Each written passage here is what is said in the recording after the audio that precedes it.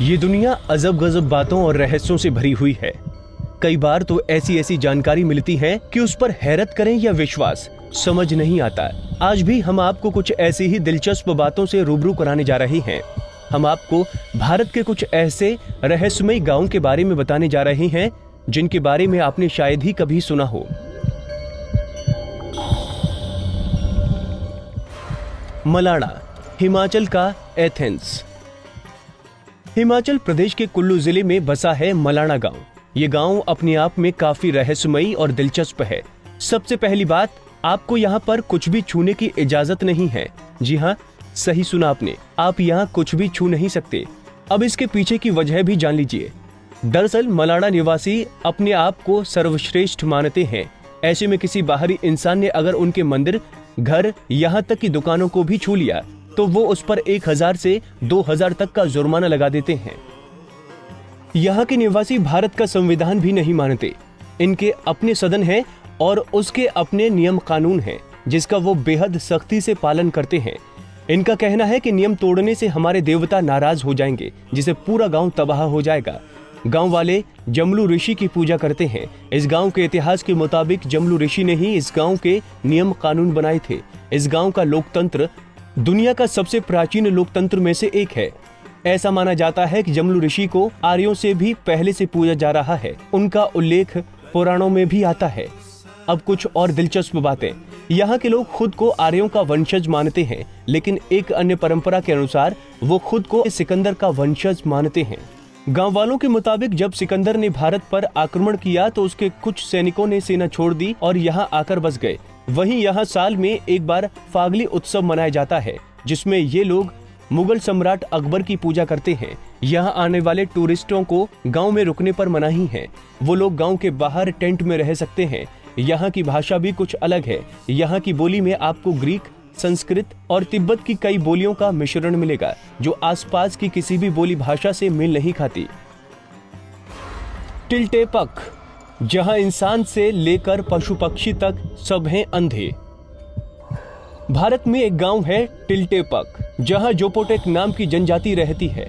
इस जनजाति के सभी लोग अंधे हैं। इतना ही नहीं, यहाँ के जानवर से लेकर पक्षी तक सबकी आंखों की रोशनी खत्म हो चुकी है। दरअसल यहाँ पैदा होते वक्त तो सभी बच्चे सही सलामत और स्वस्थ होते हैं, मगर कुछ दिन बाद ही वो दृष्टिहीन हो जाते हैं। यहाँ के निवासी अपने इस अंधेपन के पीछे की वजह एक श्रापित पेड़ को मानते हैं। उनके मुताबिक लाव जुएजा नाम के इस पेड़ को देखने के बाद इंसान से लेकर जानवर तक सब अंधे हो जाते हैं। हालांकि वैज्ञानिकों ने इस कारण को नकारते हुए बताया कि यहाँ के अंधेपन के पीछे की वजह एक खास किस्म की काली मक्खी है, जो काफी जहरीली होती है और इसके काटने पर उसका जहर शरीर में फैल जाता है, जिसका सबसे पहला असर आंखों की नसों पर पड़ता है, जिससे जानवर हो या इंसान वो जल्द ही अंधे हो जाते हैं। इस गांव की एक और खास बात है, यहाँ किसी भी घर में खिड़कियां नहीं हैं। इस गांव में तकरीबन 70 झोपड़ियां हैं, जिसमें करीब 300 लोग रहते हैं, लेकिन किसी भी घर में कोई खिड़की नहीं है। इसके पीछे की वजह भी इनकी अंधापन है। आंखों की रोशनी चले जाने के बाद इन्हें सूरज की रोशनी से कोई फर्क नहीं पड़ता, जिस कारण यहाँ की किसी झोपड़ी में कोई खिड़की नहीं है। मत्तूर, इस गाँव में हिंदू मुस्लिम सब बोलते हैं संस्कृत। कर्नाटक की राजधानी बंगलुरु से करीब 300 किलोमीटर दूर बसा है मत्तूर गांव। इस गांव की खासियत ये है कि यहाँ के निवासी आम बोलचाल की भाषा में कन्नड़ नहीं संस्कृत का इस्तेमाल करते हैं। यहाँ बच्चों से लेकर बुजुर्ग तक और हिंदुओं से लेकर मुस्लिमों तक सभी आपस में संस्कृत भाषा में ही बात करते हैं। 10 साल की उम्र से ही बच्चों को वेदों के ज्ञान दे दिया जाता है। यहाँ के गाँव वाले बताते हैं कि करीब 600 साल पहले केरल के संकेथी ब्राह्मण समुदाय के लोग यहाँ आकर बस गए थे। तब से यहाँ संस्कृत ही बोली जाने लगी।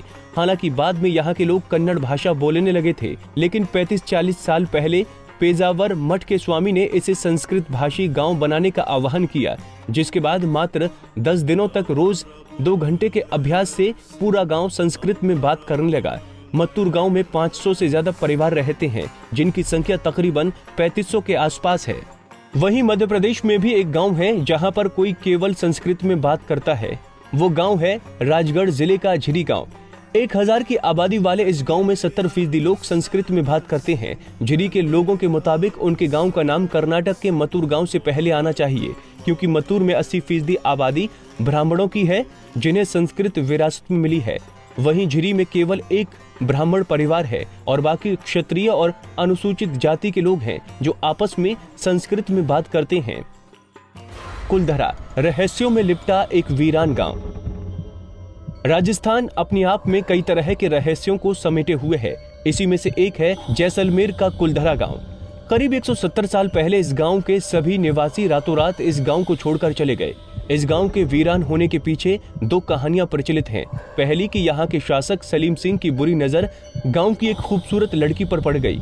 वो जबरदस्ती उस लड़की पर शादी करने का दबाव बनाने लगा। हालांकि गांव के लोगों ने अपने सम्मान और गौरव के खिलाफ इस तरह की शादी मंजूर नहीं थी। ऐसे में गांव के मुखिया ने फैसला लिया कि वो रातों रात इस गांव को छोड़कर चले जाएंगे। जाते वक्त उन्होंने इस गांव को श्राप दिया कि इस जगह पर कभी भी कोई बस नहीं पाएगा।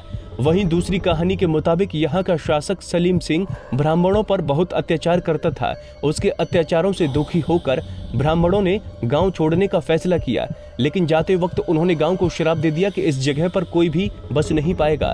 खैर, कहानी जो भी सच्ची हो, लेकिन ये तो सच है कि इस जगह पर आज तक कोई और बस नहीं पाया। कोडिन्ही, ये है जुड़वा लोगों का गांव। आमतौर पर किसी के भी परिवार में एक या बहुत हुआ तो 2 जुड़वा बच्चे होंगे। खैर, किसी किसी परिवार में तो एक भी नहीं होता, लेकिन केरल का एक गांव ऐसा है जहां हर परिवार में 2 से 3 जुड़वा बच्चे हैं। यकीन नहीं होता, लेकिन ये सच है। अगर वैश्विक स्तर पर देखें तो हर 1000 बच्चे पर 4 जुड़वा पैदा होते हैं। एशिया में तो ये दर 4 से भी कम है, लेकिन केरल के कोडिन्ही गांव में हर 1000 बच्चे पर 45 बच्चे जुड़वा पैदा होते हैं। इस मुस्लिम बहुल क्षेत्र की कुल आबादी 2000 है। इस गांव में घर, स्कूल, बाजार, हर जगह हम शक्ल नजर आते हैं। ऐसा बताया जाता है कि इस गांव में जुड़वा जोड़े में सबसे उम्रदराज 65 साल के अब्दुल हमीद और उनकी जुड़वा बहन कुन्ही दहिया है। ऐसा माना जाता है कि इस गांव में तभी से जुड़वा बच्चे पैदा होना शुरू हो गए थे।